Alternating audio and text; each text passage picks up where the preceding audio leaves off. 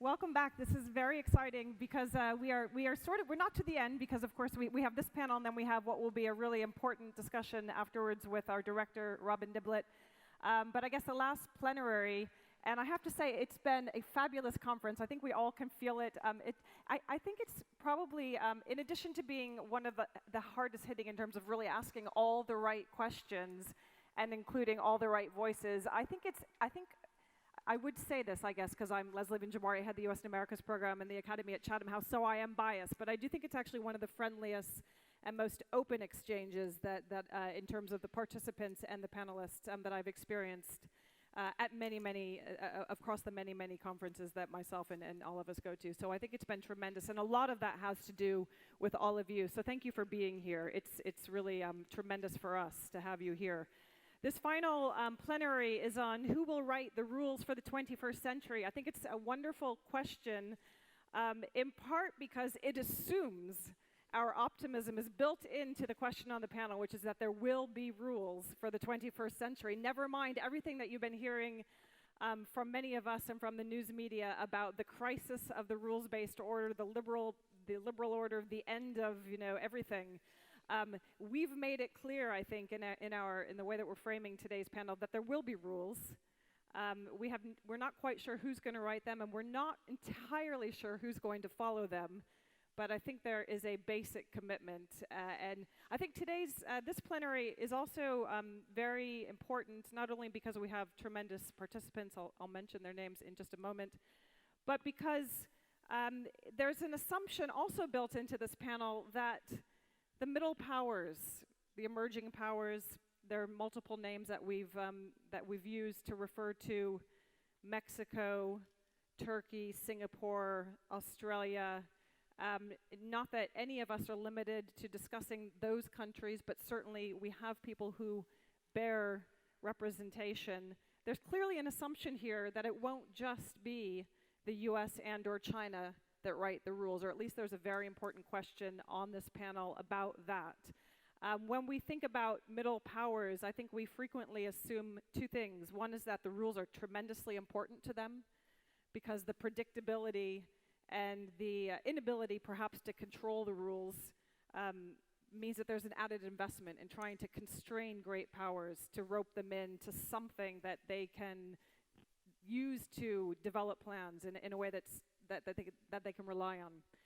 And I think the second assumption that we frequently have about middle powers, it's not quite the right term, is that they're rule takers as opposed to rule makers. And that may well not be the case. And I think it's one of the questions that we want to be sure to investigate on this plenary.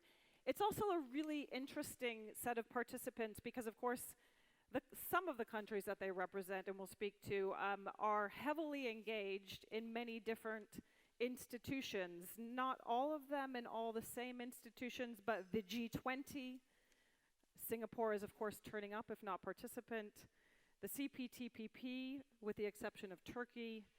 The new NAFTA, hopefully it will come to fruition. The EU Customs Union, RCEP, ASEAN, NATO, you name it. These are nations that are all about joining regional and multilateral frameworks and being part of a rules-based order. So it's incredibly important. We have the Middle East and Europe, we have Asia, and we have Latin America, which I should say is increasingly and very important to our future conversations here at Chatham House. So I'm particularly excited. Let me say just a word about who's on the panel. We've changed the order because we were having a conversation backstage to see how we think and what we think.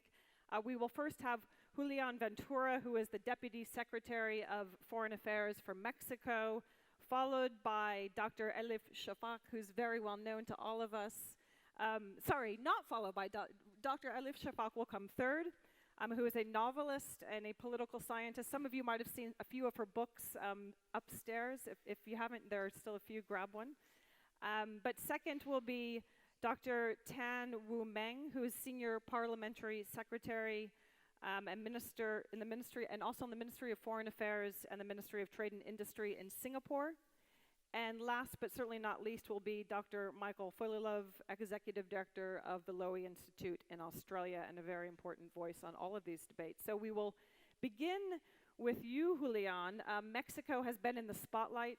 I was delighted when we learned just recently that there would be a deal, in part because it meant you would actually be able to travel to London. But I think no better country and person to hear from on these important questions than you. So we'll start with you. Well, thank you very much, Leslie. As you mentioned, I'm here in London as Mexico is fresh off some very marginal technical discussions in Washington, which you might have heard about, but that really bring to the forefront this issue of who's writing the rules, what kind of rules of engagement we're going to have to address common problems, whether at the regional level, in this case the North American context, or on a broader basis at the global level. First message I would want to give you is that successfully navigating this very turbulent and uncertain environment requires all the tools, both in terms of diplomacy, in terms of foreign policy, that we can use. You need to be creative, you need to be ingenious, and above all, you need to be extremely patient. And that strategy proved very productive, for example, in the tail end of the NAFTA negotiations last year in Washington, where we worked closely with the US and Canada, and especially with Canada in the sense of really taking the time to hash out any proposal that came on the table, especially from the Washington side, to make sure that the process kept going forward and that Canada and Mexico were seen as the stakeholders who really wanted to make a difference in terms of generating more prosperity and inclusiveness and competitiveness in the North American environment.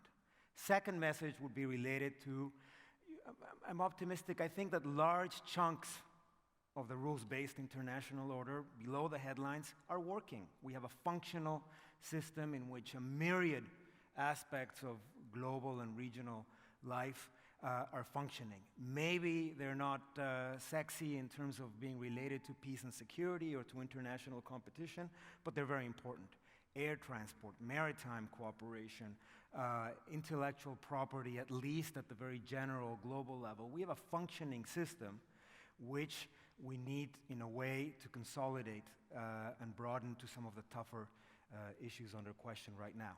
And, of course, we have to take into account a malaise, uncertainty, a kind of negative or concern as to what the future prospects of this order are. I'm not saying that we need to dismiss it, but we need to use these tools to make sure that we keep driving the agenda forward. I think Mexico and the countries that are here have been rule makers in many, many instances, and perhaps in the discussion we can talk about how this is having a real positive impact on issues like climate change, on issues like international public security, corruption, or more regional aspects related to people's daily lives.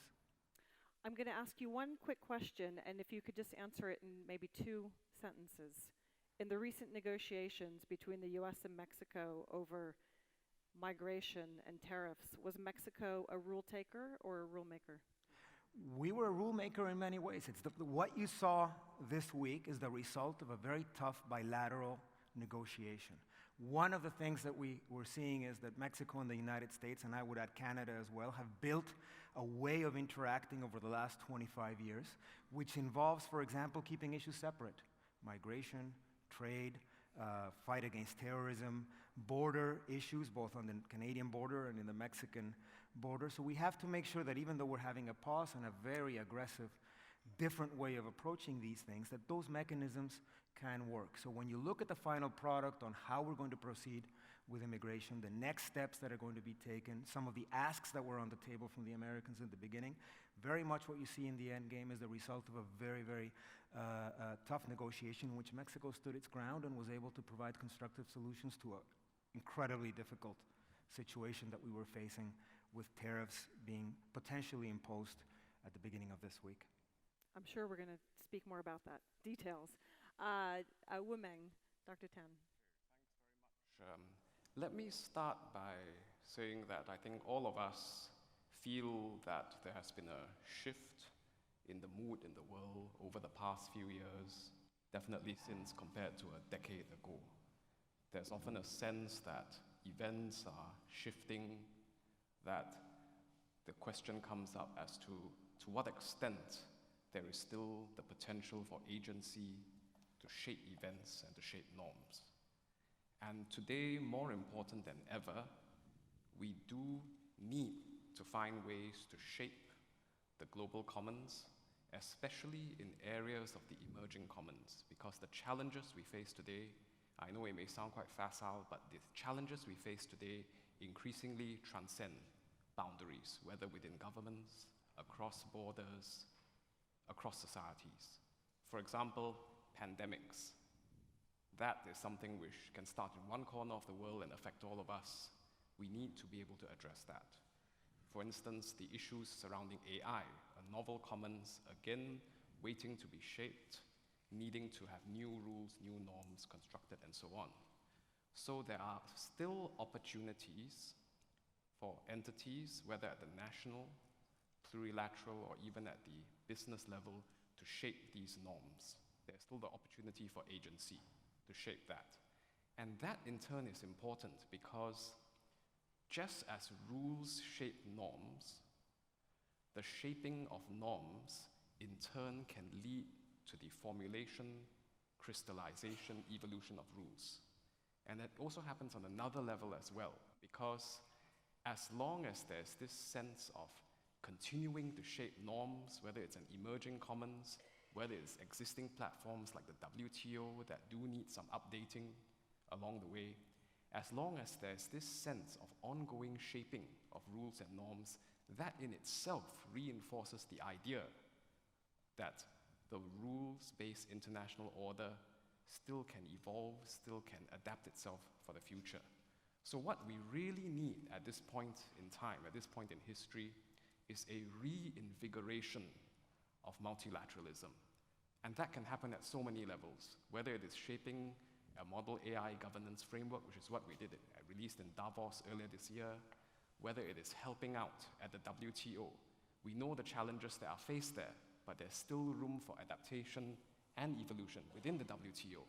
Whether it is the pursuit of plurilateral regional FTAs, there is still room for middle powers, for small countries like Singapore, even for businesses and individuals to shape the discourse, because all of us have agency.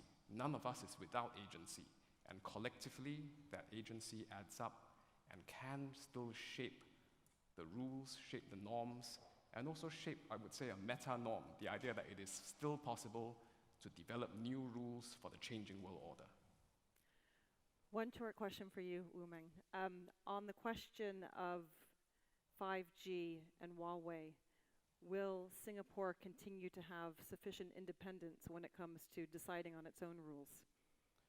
So our approach regarding technology is that if you look at it from a business perspective, security aside, but from a business perspective across multiple domains, it makes sense to have a diversity of suppliers. And the issues of software bugs, challenges that you may encounter in software, these happen on all platforms. Even existing platforms today, if you have a software update and the programmer somehow got the programming a bit off, these things can happen to any platform. So this issue really, I would say, is not so much one of saying this supplier versus that supplier. It is about having an approach to your networks, an approach to your applications and platforms that recognizes there's value in supply chain diversity and supplier diversity, and approaching your system architectures in that spirit. Thank you. Elif, Turkey is fascinating right now for so many reasons that you know so well. One thing that occurred to me in all of our conversations, that there is an outstanding question about whether it matters what a country does at home, whether it's a democracy, whether it's liberal. Does that shape what role it can play in upholding or shaping the rules-based order? And of course, Turkey has said that it's very committed, that it wants a rules-based order, but things look very different at home. So what are your thoughts on that? And then also, who will make the rules? Governments, people? Yeah, thank you. Julian very beautifully started with a more optimistic note, but I think I'm more pessimistic, maybe because I'm Turkish. We Turks don't do optimism very well. And I jokingly think if you take a map of Europe, actually, and if you trace the river Danube with your finger, as you move from Germany towards the Black Sea, the level of optimism drops. And so by the time you reach Bulgaria, Romania, Black Sea, Turkey, I think we become a little bit more pessimistic. But joking aside, we have around the world entered, I think, a time of pessimism, a time of anxiety. There's a lot of anger, fear, resentment, and a sense of frustration as well. And I do believe that liberal democracy is under assault from many, many sides, and they're all connected. We are all connected. And I also think until recently, particularly the year 2016, there was this dualistic way of reading the world. Some parts of the world were regarded as solid countries, solid, safe, steady, mostly the Western world. And some other parts of the world were regarded as liquid countries, where I come from, for instance. But I believe after the year 2016, that dualistic way of reading the world has been shattered to pieces. And now we know that we all live actually in liquid times. And there's a lot of unpredictability, uncertainty in the air. And that adds up to our pessimism. Again, or to our anxiety, perhaps. Again, until recently, the assumption was in a long-lasting, mature democracy, governments can change, but foreign policies will never change because that's more structured, that's more deeply rooted. Now we're not that sure anymore.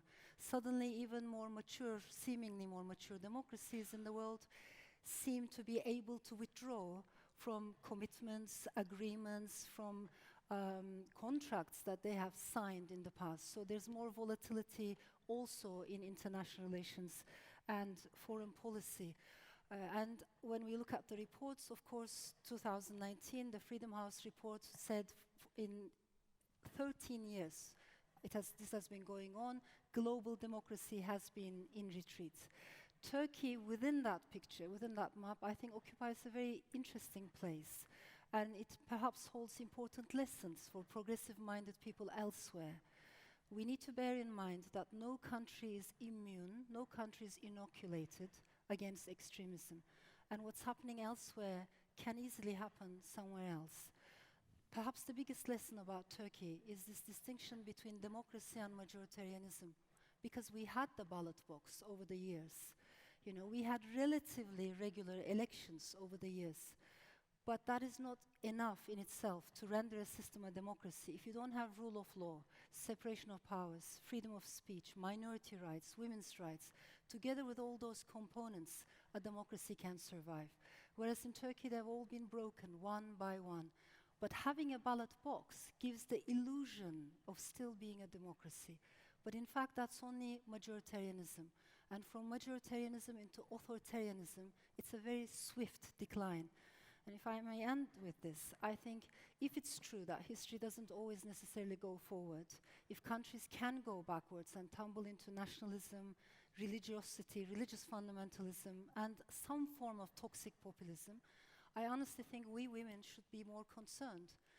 Because the first rights that will be lost are women's rights and minority rights. And we're seeing this even in countries like America, like Alabama, state after state. So we live in a world in which nothing can be taken granted anymore, either foreign policy or national policy.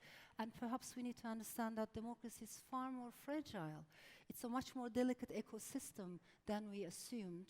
And we need these checks and balances. And if we lose these checks and balances, we can go backwards very fast.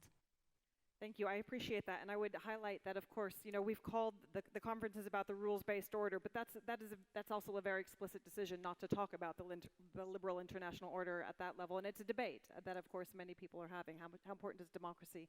How important are liberal values? And should we just go for the rules-based order? You raised some really important questions. Michael, is geography destiny? Tell us about Australia and the rules-based order, and who writes the rules. Well, thank you, Leslie, and congratulations to Robin Niblett and Chatham House for running a really terrific concert on a well-chosen theme which should preoccupy all of us. Right. Leslie said at the beginning that the topic for this session presumed that there will be rules in the 21st century, and I would say it also presumes that the rules need to change. And that's something that is often said at conferences like this, that the rules need to change. And I would like to make an argument, perhaps it's a bit provocative, that those who write the rules for the 21st century, including middle powers, and I'll come back to some ideas about how middle powers can play a role here, should preserve as much of the character of the existing order, which is underpinned by US power, as we can. We often talk about what's wrong with the US-led post-war order, and yesterday Sir John Major talked about the anachronistic nature of the Security Council, for example, and he's completely right. But the truth is that there is not as much wrong with the order as there is right with the order. Now, of course, my country, Australia, has done well out of the order, so you might well say, well, you know, of course you would say that. But the truth is that the order has been good for most of the world. It has delivered stability and prosperity. It has delivered mainly peace between the major powers, although of course there have been violent conflicts at the periphery. Aggression between states has been reduced significantly. The realm of democracy and human rights has been enlarged. Hundreds of millions of people have lifted themselves out of poverty. So I think it's important at conferences like this to say the order has basically worked. Now, the problem with the order is not its quality, but its sustainability. And as power becomes more diffuse across the international system, as other nations rise, in particular China in my part of the world, America's margin of superiority shrinks. And it's not just the loss of power by the United States and the West, because remember, the US and its allies still represent more than half of the world's GDP and more than half of the world's military spending, which is not nothing. But it's also a loss of resolve. That didn't start with President Trump, it started with President Obama.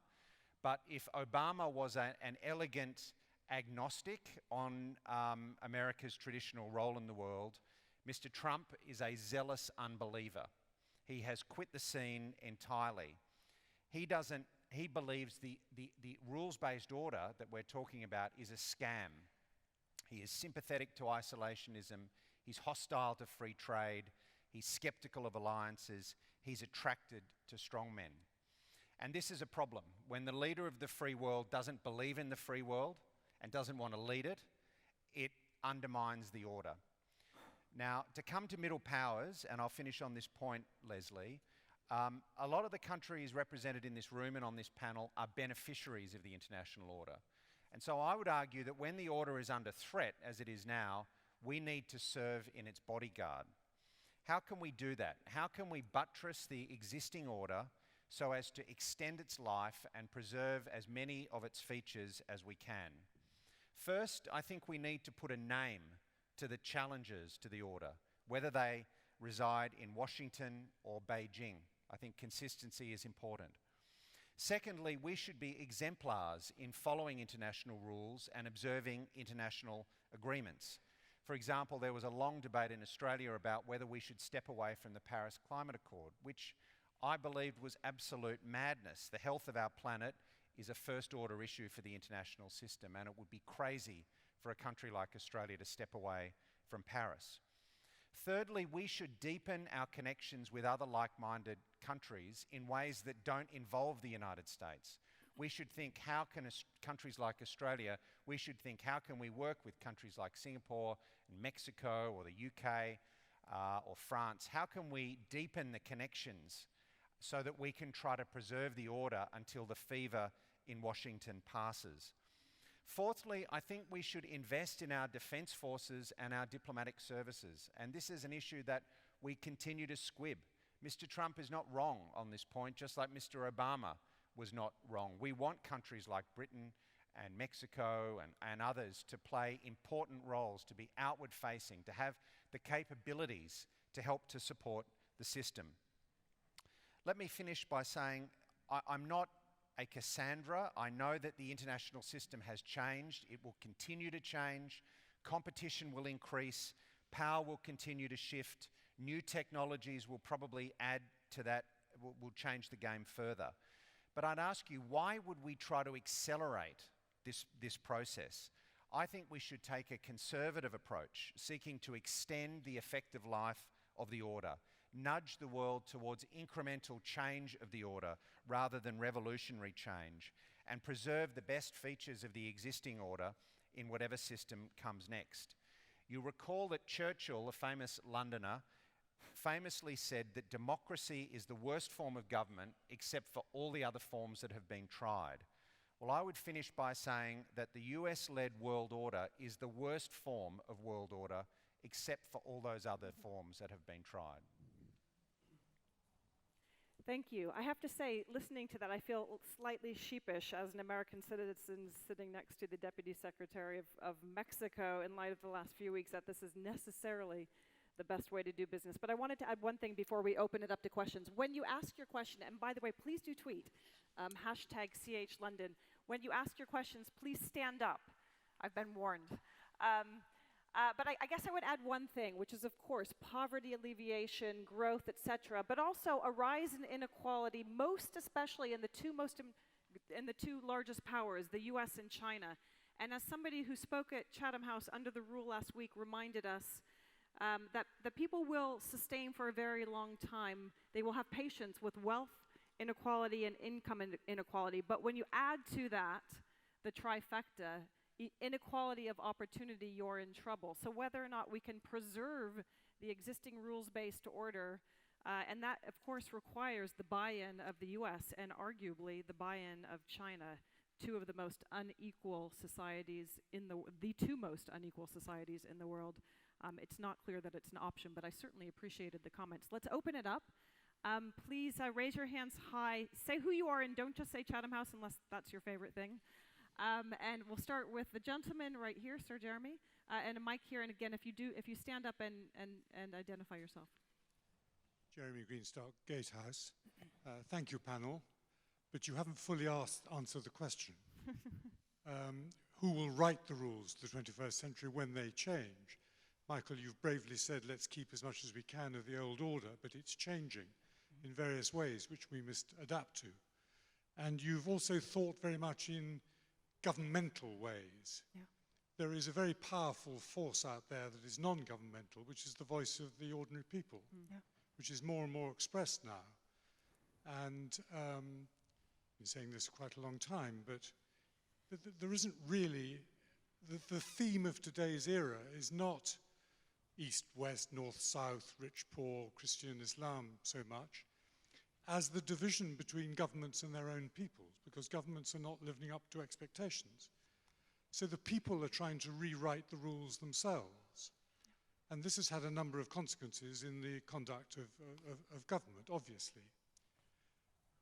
And the institutions are very important, but the institutions cannot go on performing the same task as when they were founded unless they reform at the same pace as society changes.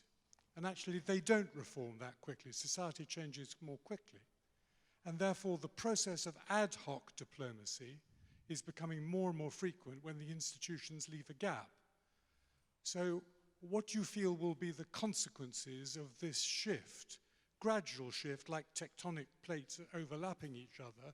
Some of the old will remain good, some of the new will have to be listened to. What is the effect of that when the voice of the people is that much stronger and it's an ad hoc collection of almost accidental decision-making that is really making the rules in rather a jungly sort of way? And that's got to be addressed to re-collectivize the system if we are to preserve peace.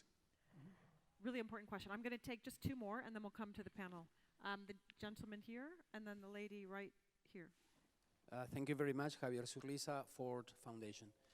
I just wanted to drop this question to you because listening and exploring how Mexico is trying to cope with this very difficult negotiation it has ahead, it seems to me that instead of talking of a multipolar society, we are on the verge of having an anarchic society. Because Mexico has to deal not only with the White House, but it has extended very cleverly its diplomacy towards state governors, mayors, the private sector, individual citizens, gaining the public opinion. So foreign policy has become a kind of integral approach to the other society. This is interesting, but at the same time frightening, because we are on the verge of considering nation states no longer useful or totally useful because they reflect individual interest, corporate interest, or other kind of interest instead of national interest. So I want to have your take on whether we are on the verge of this anarchy. And then right here, and yeah, exactly. I'm Nasia Ioannou. I'm coming from Greece. I work for the Ministry of Migration. But here I'm as a representative of the Global Leadership Academy based in Berlin. I will try to answer the question of the title. Who will write the rules for the 21st century? I'm afraid that the markets will do. I hope that people will do, one way or another. And I want to point out one thing. The more the system gets soft and take into consideration people needs, the more problems we'll face. The problem is not to have this order that we have. The way is how period will be with less blood. Sorry, it's the first time I name this, and I shouldn't probably, but I'm afraid this will be the result if the international community will be deaf to what people are saying, to their feelings, to their anger, to what they try to express. Thank you. Thank you. Who would like to start with that? Do you want to, Julian, would you like to speak to Yes. the question Well, about Mexico? so Jeremy raises two very important questions. First, who's going to write the rules when they're rewritten? I think it's not a linear process, and it's already happening in many ways as we speak. It's not a linear or a holistic process. In many ways, how is this moving forward? What I would call maybe coalitions of the willing. What happened in TPP? It was beyond a strictly commercial or trade negotiation. We were able to incorporate or to deal constructively with some issues that are contentious in the international arena. Intellectual property, labor law, labor legislation. All those issues were seen even at the North American level as a way of modernizing NAFTA without opening up that treaty. That's one example. Another example is the Global Compact on Migration. Some very general common denominators, very incipient, with a very difficult process in terms of reaching consensus. But nevertheless, we're moving forward on at least a basic template on how to address these very tough issues. 5 years ago, it was impossible to address the immigration issue formally in the United Nations. Now the United Nations is a key stakeholder. The issue of anarchy. I would say that if it's anarchy, it's a very healthy and useful anarchy. I think you might call it instead grassroots diplomacy. At the same time that we were locked in the White House negotiating in these marathon negotiations on the tariffs and on immigration, the North American mayors were meeting in Mexico for the first time. Large US cities, small towns in Canada, Democrats, Republicans, the West, Mexican mayors, really making a strong statement as to what the importance of deepening the North American agenda is. That is also a driver. You need to have these counterbalances. The business community, all the top business leaders were in Washington at the same time. Mexico has the largest consular network in the world, 50 consulates in the United States. We have to use that tool, that muscle, to really have access to all those new players. And on a final note, there's the other issue that Sir Jeremy mentioned, is the issue of civil society. If we're going to be effective in this process and to take into account the malaise, the real frustration at the level of society in all countries, you need to have an inclusive approach. You need to take into account civil society, you need to take into account business, you need to take into account all these various groups that are really the drivers right now on everything from climate change to LGBT rights to gender equality. All these issues where there's no mood for really forging consensus by governments, you need to harness civil society and work with constructive countries like Mexico, like Australia, like Singapore, to keep that agenda alive and to keep shaping the system.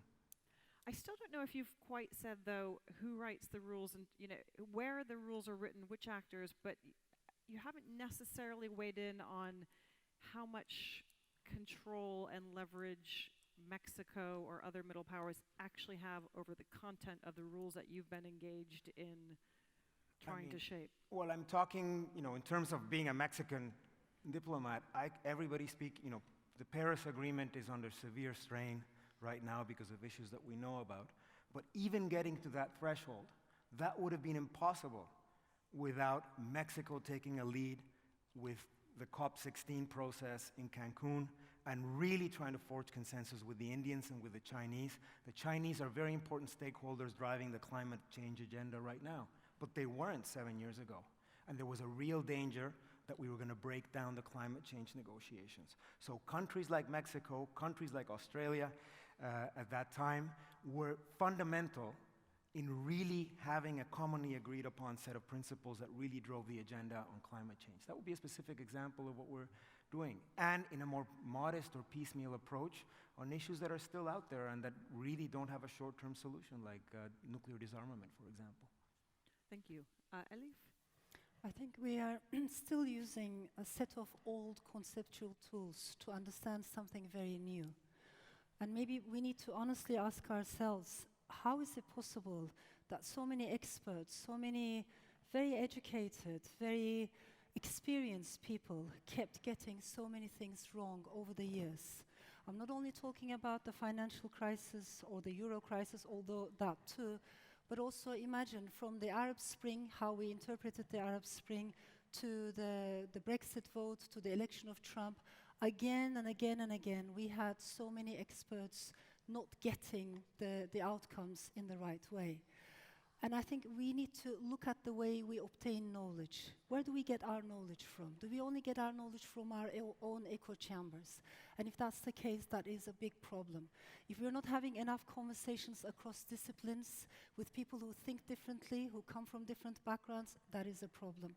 So I do very much agree with you when you say we need more inclusion, more diversity, both within cultures, but also between cultures. With regards to globalization, perhaps we need to understand that it brought out both the best and the worst in us. Yes, of course, it helped millions of people out of poverty and decreased the inequality between civilizations or countries, but within countries, the opening, the widening inequalities are enormous. Not only in terms of economic inequality, but also this major divide between the countryside and the big cities. If you have the big cities absorbing the entire capital, including the cultural capital, and the countryside feeling left out, of course this is going to have major political consequences.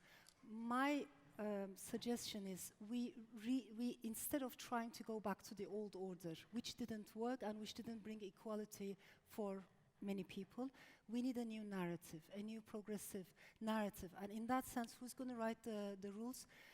It would be a big mistake to assume that it will be only governments writing those rules. I think, as you said, civil society has to be in it, but we also need to see particularly these ultranationalist movements supporting each other already across the borders. So maybe in a nutshell, we live in an era in which politics is too important to leave it to career politicians. Maybe technology is way too important to leave it to tech companies. All these issues, we need to become more engaged as active citizens, and we will be writing the new rules. I think, Michael, would you like to? I mean, I have a different view on that issue. I mean, to come to Jeremy's question, who will write the rules? I would say on the hardest issues, Jeremy, I think that governments will continue to write the rules. On the hardest issues of international peace and security, in the end, it will be states, and in particular, great powers.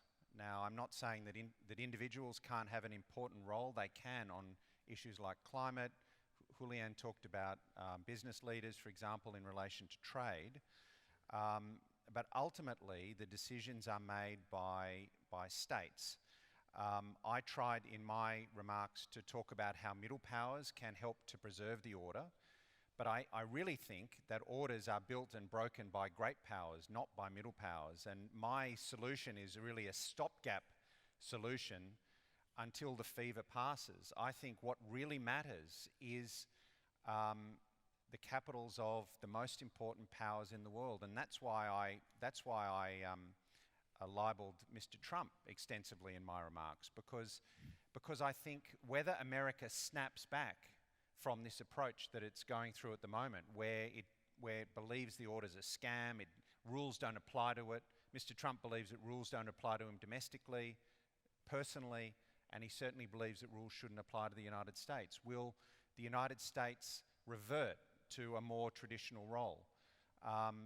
In Beijing, in Zhongnanhai, you know, the Chinese interlocutors will often say that the Americans wrote the rules, but I've yet to hear from them how exactly they want the rules to be changed. To what, you know, China has done very well out of the rules-based order.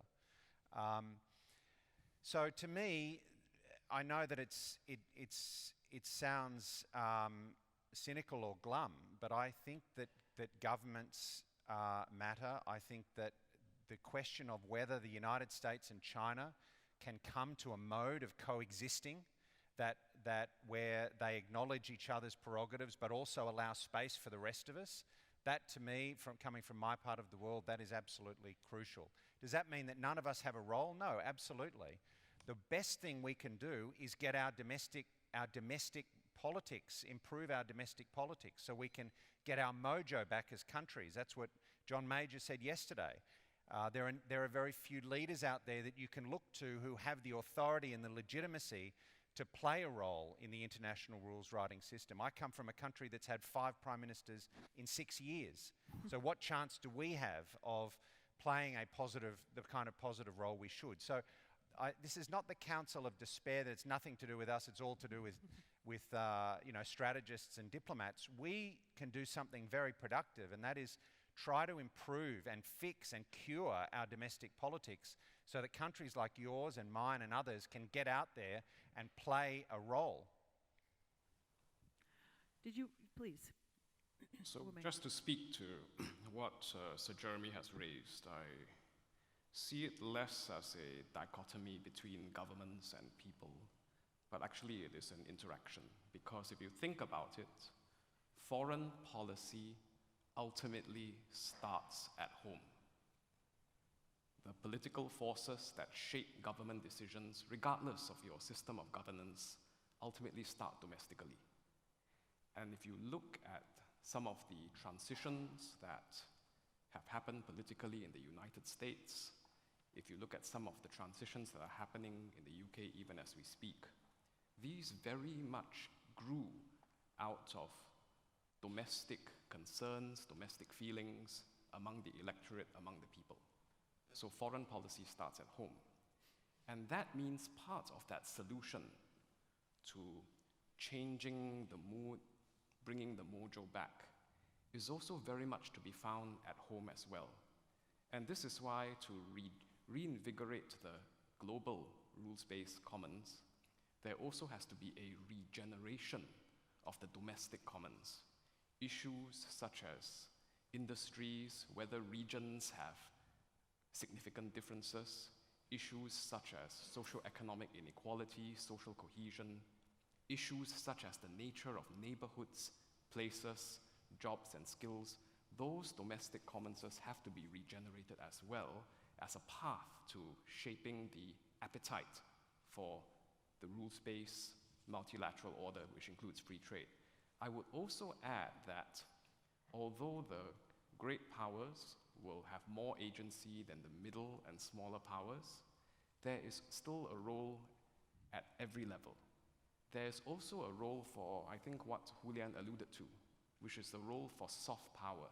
Yeah. Because in an era of populism, in an era of disintermediation, where people's ability to coalesce into strong sentiments, manifesting, shaping government policy, the role of soft power matters as well. Whether on the ground, the people of one country have interactions with, get to know the people of another. That soft power at the people-to-people level also can help shape the broader narrative. Okay, we have several more hands up. Right here, the lady with glasses, and then in the front row, keep raising your hands. Thank you very much. I have a chicken and egg kind of question. Do we really... Could you say your, say your Sorry, name? my name is Denisa, I'm from Bosnia. So the question is, do we really rely on the current leaders and current governments to write the new rules? Because most of them seem at the moment in the mood for breaking rules. Yeah. So should we rather build those narratives, as Alif Shafak has suggested, and wait for a context that's a bit more favorable to what we all anticipate to be the rules of the game for the 21st century? Or would it be too risky to wait for the narratives and the context to change? So like I said, it's a chicken and egg thing, what comes first? Thank you. In the front right here. Alistair Burnett, I'm with an organisation called an NGO called Sight Savers, works on avoidable blindness, disability rights. I'm also... Sorry, I'm sorry, we can't hear you. Could you start over with your name? Oh, it's Alistair Burnett. I'm a council member of Chatham House, but my day job is I work for an NGO called Sight Savers that works on avoidable blindness and disability rights. I wanted to come back to something that Dr. Tan talked about earlier, talked about the need for reinvigoration of the rules. One of the areas I think that the rules-based order has struggled with and not really found a solution to is the tension between the common good, the global common good, and national sovereignty. And obviously this is very much brought to the fore by climate change. As we sit here, or as we discuss, the Brazilian government, the current Brazilian government, is systematically dismantling the protection of the Amazon. There is a neuralgia in Brazil about the Amazon being an issue of national sovereignty. It goes back through Brazilian history. And yes, they have some good reasons. In the late 19th century, the British stole rubber trees and planted them in Malaysia and sabotaged the Brazilian, outcompeted the Brazilian rubber industry. Having said that, what can the international community do to stop the Brazilian government from doing this? Because if the Amazon deforestation has rocketed in the last, since Bolsonaro was elected, and in fact before that, started going up after the PT government was overthrown. So what can the international community do about that? I mean, the Brazilians regard this as a national issue. It's their Amazon, nobody else's. But that has consequences for everybody on the planet. I'm not sure there's a who here, there's a coalition, whatever, but there's a tension there in the rules. There is no way of stopping them from doing this. Should the international reinvigoration of order of the rules-based order have some kind of way of dealing with that tension? Thank you. So not only who will write them, but who will enforce them, an perennial problem. The gentleman right at the back, and yeah. Please. Thank you. My name is Jonathan Cohen from Conciliation Resources here in London. The word multilateralism has only been used once. And if we think of the 21st century having another 8 decades, so quite a long way to go, we're not just thinking about how these rules will be written now, it's how they're going to be written over quite a long period of time. And yesterday morning, John Major spoke about the need to redesign the UN Security Council. So I just wonder how our speakers would think about the process and the need to do that, because it's clearly less and less functional. Okay, we'll take one more at the risk of really confusing the panelists. The lady right here. Thank you. Nancy Wilson, the CEO of Relief International. And I want to just make a plug for thinking also about the humanitarian aspects of this. We've talked about rule makers, but who's the bodyguard for the rule breakers? To be sure that people live by their commitments to not bomb hospitals in conflict zones, all of those kinds of things. We've got 68 million people on the move, not in their homes, and how are we going to make sure that we actually pay attention to that part of our humanity on the planet? Yeah. Okay, who would like to, there are a lot of large questions there and some very concrete. Who would like to begin? And I would encourage you to interject any concrete examples that you have from your own professional and or national experience. Nobody's looking up. Everybody's looking down. Michael, would you like to start? Well, sure. On the question of sovereignty and how do we persuade, what happens when Brazil says it's our Amazon and the world says it's a world, belongs to the world? I think I'm very sympathetic to what you say. There are similar lots of examples. There's an example in my country where we have we're the custodians of the Great Barrier Reef, for example. But that's in danger, and a lot of international bodies would say Australia should be doing more about it. I don't think this is a very propitious time for the argument you're making, though, because the problem is that sovereigntists are up on their hind legs at the moment, and they're actually saying, we're pushing back. We are feeling our oats, and so whether this is exactly the right time to be reaching into the borders of states on issues like that, I'm not sure. I'm sympathetic to it myself, but I'd go back to the points I made earlier, and that is, although that states are still the essential building block of the world, we can try to nudge them, we can try to influence them, but we have to understand that if we're going to make real change. In relation to the Security Council, I mean, Australia has no dog in the fight. We're never going to be elected to the Security Council. So I like John Major's ideas of expanding it. Of course, it makes no sense. It's this weird, it's the balance of power in 1946 preserved in aspic. Of course, it makes no sense for the UK and France, two middle-sized European powers, to have veto-wielding positions on the Security Council, where India doesn't. So, of course, if we could expand it, then that would make it a more legitimate authority. Whether it would make it a more effective authority, I'm not sure. And the questioner finished with that. He said, we have to change it because it's not really working at the moment. But whether the Security Council would work better if we got rid of the Brits or the French and replaced it with the Indians, I'm not 100% sure about that, because the truth is the Brits, for example, often hold the pen, as Jeremy did in Security Council deliberations. They are often the ones who are pushing towards compromise. So I think we have to think about these two values, legitimacy and efficacy. But I just finished by saying it's very hard to change the Security Council. It's national interests at its very purest. If Brazil made a claim to be on the Security Council, probably our friends in Mexico and Buenos Aires would have something to say about that. So it's a very tough nut to crack. And whether it's worth cracking when we have other questions like climate, I'm not sure. Julian and then Elif. This issue of the common goods and sovereignty is very, very difficult. My impression, for example, you use an example related to Brazil, is that you're speaking also about very sophisticated societies, and I would assume that in terms of policy decisions related to deforestation, there would be significant pushback from civil society that would be in many ways more effective than the pressure from the international community, given the limited instruments we have for those kinds of coercive measures, and which are limited to very specific peace and security issues. So it's a work in progress. There's a lot of limitations involved, and the debate is still open. But sovereignty rules in many ways as the basic common denominator of the macro aspects of the international system. Public opinion, civil society, again, it's another area where they play a new role, and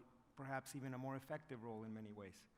On the issue of United Nations Security Council reform, there are some changes that involve changing the UN Charter, and that's where national interests are going to come into play, and it's very difficult to move forward. We believe in a more gradual, piecemeal process. We've been very supportive, for example, about the French initiative to limit the use of the veto to specific situations related to genocide, for example, or a very small, short list of actions in which there can be use of the veto. We support an expansion of the Security Council, but not of the privileges related to the permanent membership. So we have a different take as Mexico, as a major emerging country, as a key stakeholder in the international system that is different perhaps from that of Brazil and of India. So it's not a single kind of position. As a junior diplomat at a panel with a senior Brazilian diplomat, when I was speaking about UN Security Council reform and expanding the Security Council, he very nonchalantly turned to me and said, well, what are you talking about? North America already has a permanent member in the Security Council. So there's a lot of, regional rivalries and situations, like Michael is mentioning, that really limit the scope for action. One last thing on the humanitarian aspect. I would say that yes, enforcement and looking after the functionality of this very large and critical human need is there, but equally important is the severe financial constraints in terms of the international systems and the organizations that are on the ground addressing the situations. One of, perhaps a close to existential threat that a lot of these programs are facing is incredible cutbacks in funding, a lot of it driven in terms of government funding by US policy on certain kinds of issues, but it's a critical across the board issue, so there's not enough tools to be able to address these very critical situations, and the humanitarian agenda is one of the best examples. Elif. Yeah, I want to pick up on that example. What do you do when a politician like Bolsonaro destroys the lungs of the earth, a politician who clearly rejects LGBT rights, women's rights, and wants to take the country backward in so many ways?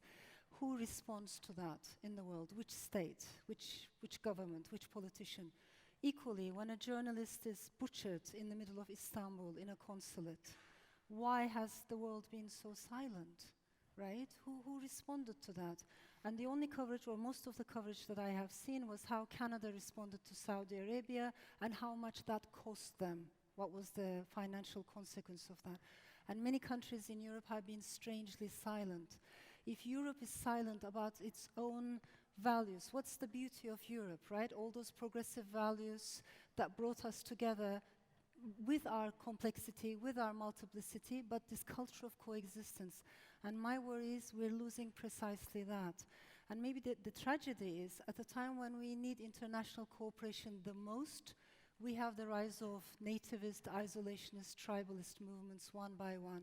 But in the meantime, populist demagogues are collaborating beyond borders. So the only option that we have, I think, as people who believe in a liberal, pluralistic democracy, is to build more global solidarity. Of course, I know that states have more power than individuals, but we live in an age in which individuals also have power. Civil society also has power. And perhaps this entire distinction between what is a great power, what's a small power, we need to be very cautious about, because that too is changing. You might not have huge economic power, but if you have enough investment in technology, particularly the dark side of the digital world, you might disrupt the world order in a very fast way. So everything is shifting. The ground is quite uncertain at the moment, and that is why I think, as world citizens, we need to take more active role in this entire discourse. Would you like to make? So these are issues such as climate change are very existential for many countries, and there's this tension that some of the folks in the audience have raised, this tension between short-term policy and long-term, potentially very existential issues like climate change. For Singapore, certainly, climate change is a big concern because we are a very small island. You could say the entire country is a coastline, so to speak, and if the sea levels go up by 2 meters, it is a very, very big deal for us. So issues like climate change matter for all of us. But at the same time, the challenge of mobilizing willpower and agency to address this is somewhat also tied to whether domestic policy considerations, domestic political considerations around the world allow for more of that longer-term thinking. And this is where, again, it is very important to regenerate the political center, regenerate these shared commonses in domestic policy domains, because by getting these elements more square and more solid, that is how individual governments will feel in a better position to be able to address longer-term issues by building that policy space to look at a longer time horizon. So a lot of this actually starts at home as well, even though it shapes the international domain, it shapes the rest of the world. Thank you, and it's taken us right back to our discussion, Robin's discussion with Sir John Major, where this exact point, I think, was really at the heart of it. Too little long-term thinking. I'm going to take a number of comments from the audience. If you keep them incredibly brief, say your name, be really succinct, and you won't all get an answer, but it would be nice to hear, I think, from a number of people before we then return to the panelists incredibly quickly, so that we have enough time for our final panel with Robin. So right at the back in the green. And again, really succinct, but do stand up and say your name. Hi, Lydia Espinosa from Institute of Development Studies. My question is really brief. How can we reframe these rules, especially from the regional perspective, like in Latin America, for instance, or in Asia, like ASEAN or the Pacific Alliance? So how can we rebuild these new rules for our own regions? Thanks. From this section, going once, gone. From this section, who else would like to ask a question? Anybody from this section? Okay, right at the back. Gentleman right at the back. Hello, I'm Turtle. I'm from Thailand, MBA candidate from University of Strathclyde, Glasgow. I would like to address a question to Dr. Tan Vu in terms of ASEAN. We were talking about military power. ASEAN has 600 million people, and hopefully in the future we include Timor-Leste. How ASEAN will be participate to write the rules for the 21st century? That's it. Thank you. Wonderful. Right at the very back, back on the, by Alex Tucker. Right at the very back, yeah. Hi, Naim Rashidi from Balkans Group. I mean, some of the rules of the past have been created after major shocks. UN after the World War, EU, and IMF, others.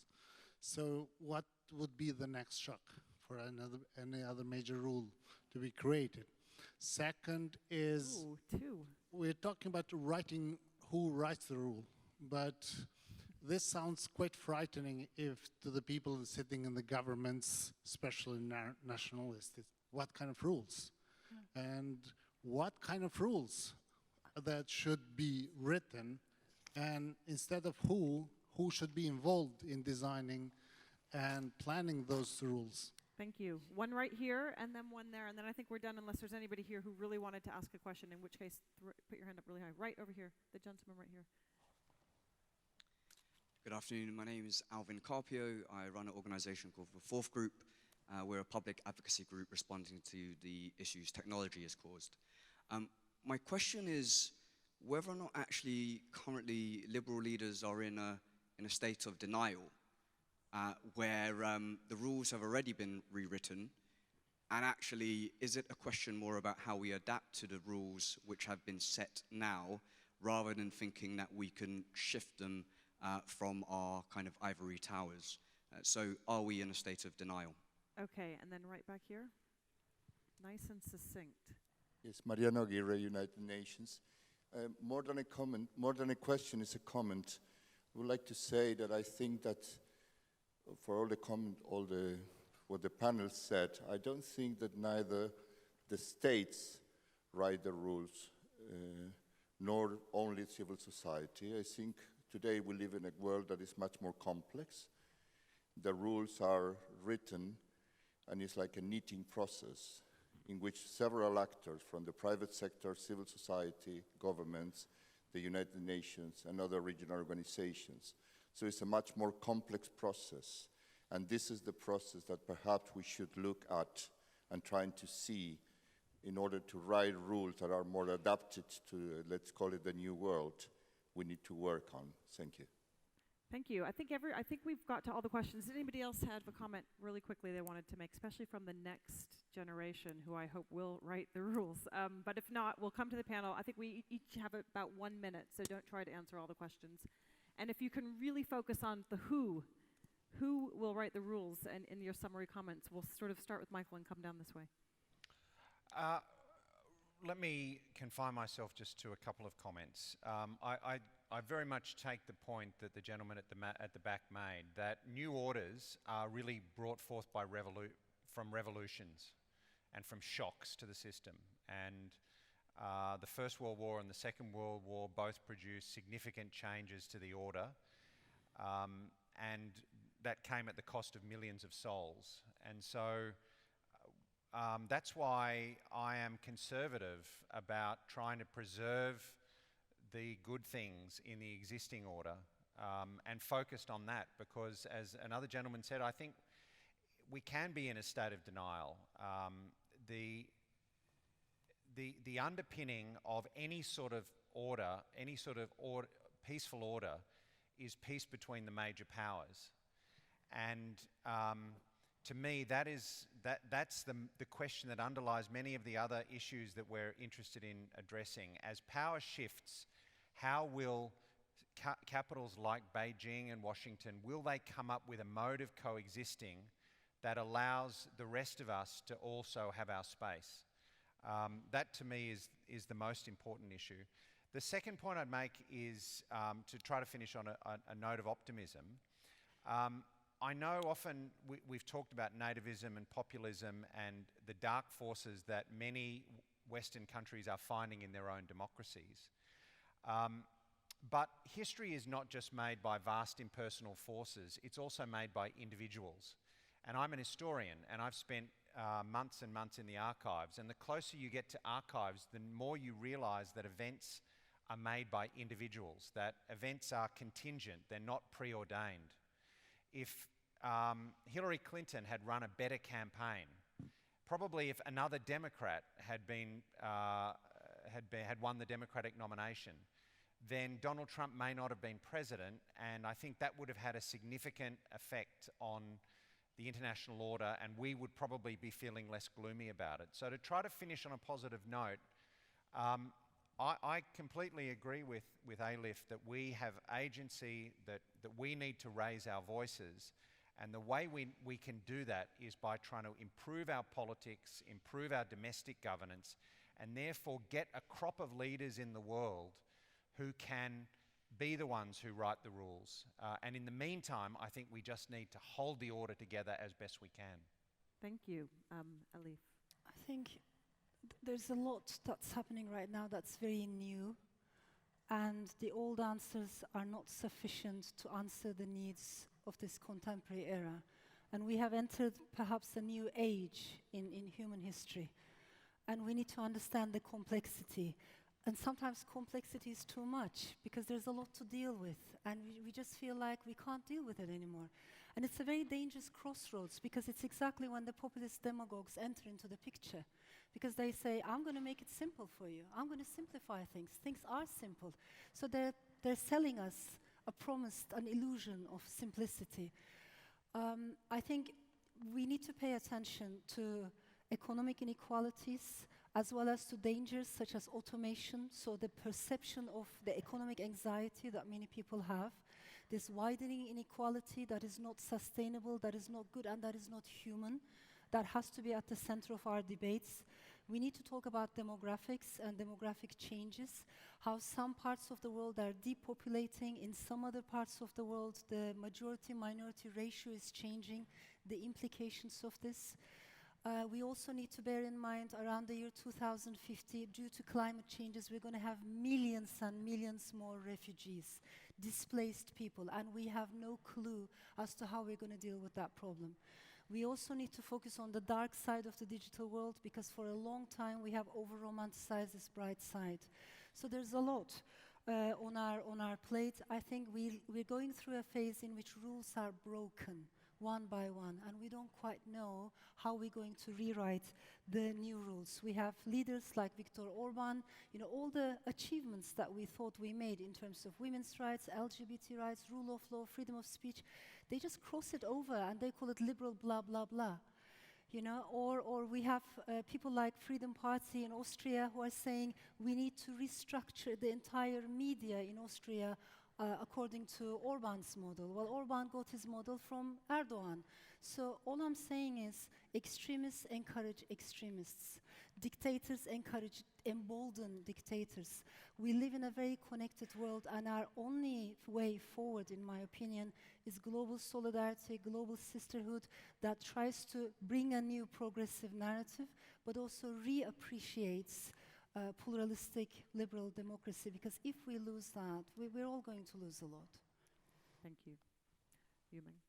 So at every level, we are not without agency. At every level, we have an opportunity to shape how this situation evolves. At the level of regional groupings, such as ASEAN, some of it is in the form of working together, building familiarity, building the people-to-people ties, both among citizens as well as among officials, diplomats, leaders. Some of it is also about the deliverables. Last year, when we were rotating ASEAN chair, one of the things we helped support was the idea of an ASEAN Smart Cities Network, a way of, again, growing the shared body of knowledge, promoting exchanges, promoting that cooperation and interaction and interlinking. But this is something that can be done through many regional groupings as well. It's part of plurilateralism and in turn supporting multilateralism. So in conclusion, I just wanted to say that at every level, we can help shape the outcome in whatever small way. And that also includes medium powers, small countries. It also includes things that each of us in this room can do. Building soft power, building people-to-people ties which shape relations as well. So notwithstanding the challenges that many have seen to the multilateral rules-based order, there is still room for agency, room for shaping norms, room for shaping rules as well. Thank you. And Julian. I would end on a note of optimism because I think there are real reasons to be optimistic. I think that it's also very important to have that kind of outlook. If we let fatalism take over, it's going to be very difficult to mobilize the kind of action that we need in this particular international environment. It is possible to move forward. It is possible to build coalitions. It is possible to have an impact in important regional and international agendas, but we need a sustained effort, and we need, I insist, on having that inclusive approach. There was a question on, do we need a major shock? Not at the level of the examples that you have mentioned, but I think that there's a severe strain and a severe questioning coming from some fronts as to the validity or the importance or the usefulness of the international rules-based system.